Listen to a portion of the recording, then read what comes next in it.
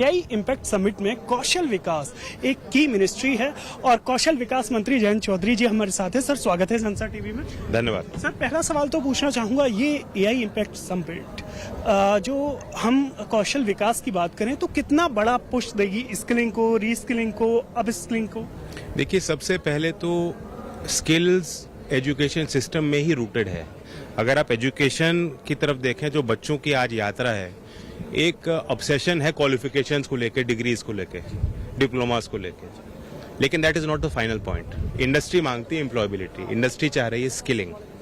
तो short term skilling programme जो उपलब्ध हैं उनके बारे में अवेयरनेस बिल्डिंग के लिए ये एक माइलस्टोन साबित होगा इवेंट, क्योंकि हर एक बच्चा जो आ रहा है, जो स्टूडेंट्स आ रहे हैं, वो सोच रहे हैं कि requirement is to skill yourself. तो और AI is at the cutting edge. AI is not just the future, AI already है। कई हमारे टेक्नोलॉजीज, प्रोडक्ट्स जो हमारे यहाँ के यूथ यूज कर रहे हैं, that is incorporating AI. India is now become one of the largest user basis of AI. जितने ग्लोबल एआई मॉडल्स हैं, अगर आप देखेंगे तो India is a large market for them. But we want to think more, we want to innovate more, we want to create more out of India.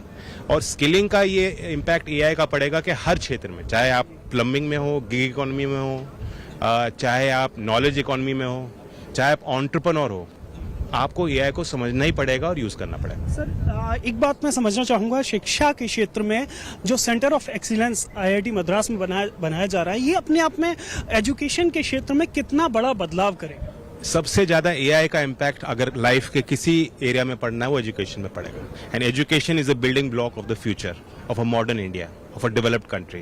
That is why हमने सोचना है कि कैसे एआई का क्या इम्पैक्ट होगा। हमारे जो लेगेसी सिस्टम, जो पुराने सिस्टम है, संस्थाएं हैं, कैसे उनको हम चेंज करेंगे, अपने पाठ्यक्रम में कैसे इन इश्यूज को, टॉपिक्स को हम इंक्लूड करेंगे।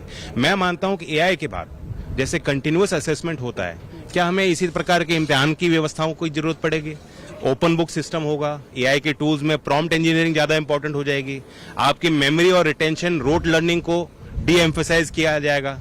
यही सारी चीजें एनईपी में भी प्राविधान किया गया है। तो मुझे खुशी है कि एआई वो टेक्नोलॉजी है जो एजुकेशन लैंडस्केप को पूरी तरीके से बदल सकती है।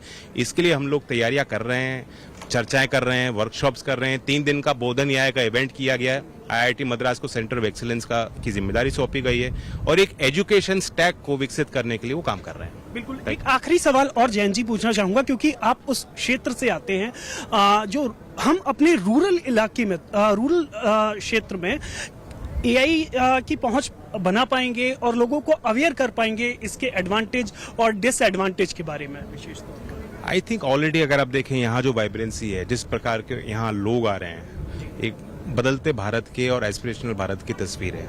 ऐसा कोई आइडिया नहीं है जो जिसका संचार आज गांव में संभव ना हो।